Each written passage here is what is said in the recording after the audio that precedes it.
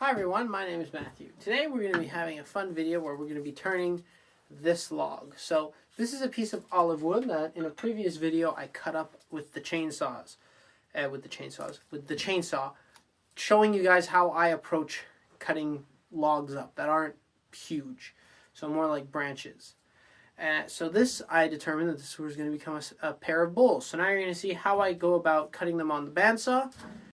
Alright, so the first things first is to get the height right, so let's just raise that up a little bit. Also to make sure that your bandsaw is sharp, which mine is, but it's always good to check. So the first thing you want to do is identify where the pith is. So the pith for this log is right there. We want to cut along the pith. So we want to make sure that on both sides there's about the same width. So let's just see up there.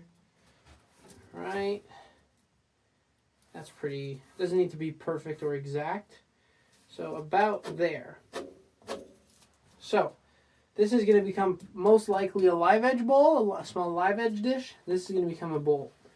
So we want to cut through the pith because this is a small enough log where you don't need to cut a huge slab. You can't get quarter-sawn pieces of wood.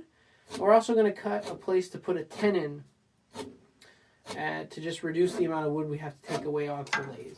So I'm going to be cutting along that line, then there. Alright.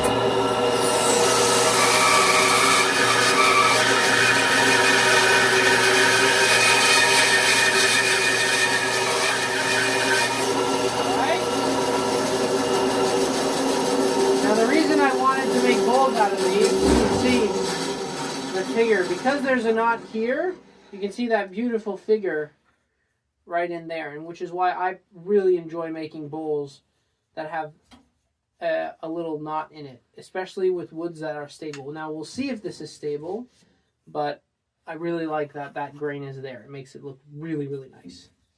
Now we're going to cut off a little section there to get our tenon.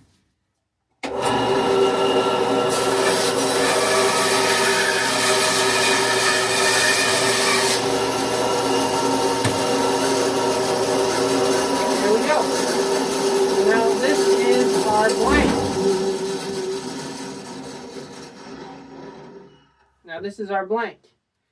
Now what I'm going to do is now I'm going to scribe in a circle. So I have these dividers that I use to make circles. I want the maximum diameter I can get.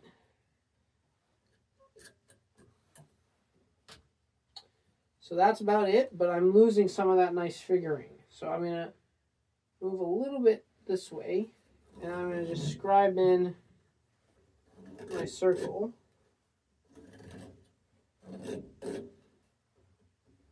Oops.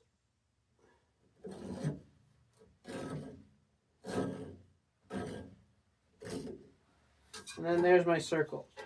I know that you might think, because I know when I got this technique from Richard Raffin, it doesn't look like you're scribing in. You can actually see from the camera. It's hard sometimes to see. In person, it's really telling, and it saves you the trouble of sharpening the pencil. You know, you have some of these dividers that have a pencil on it, and then if you go too hard, the pencil breaks and you have to sharpen it. If you just scribe it in, then it's really, really, really simple and quick and efficient. So, let's just cut this round.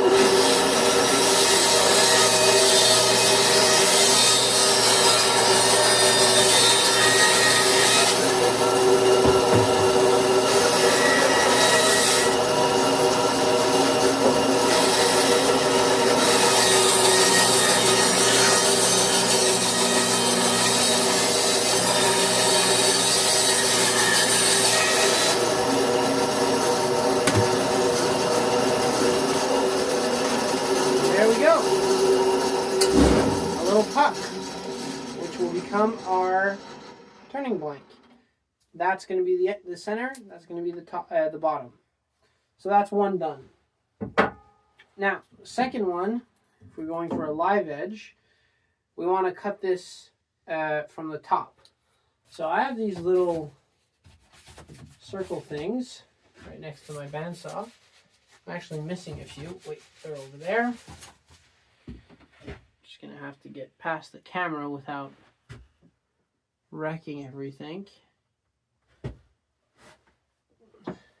Well, we could actually let's just do it with the dividers. So I want the maximum diameter that I can get. So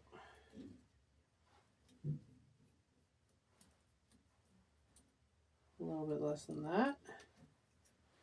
And then just scribe it in. It doesn't matter if it's not a perfect circle. Now this is going to be a live edge / natural edge bowl because you can see there's these little cuts, but it's still going to look nice. So, and for this one, you don't really need to have a perfect circle.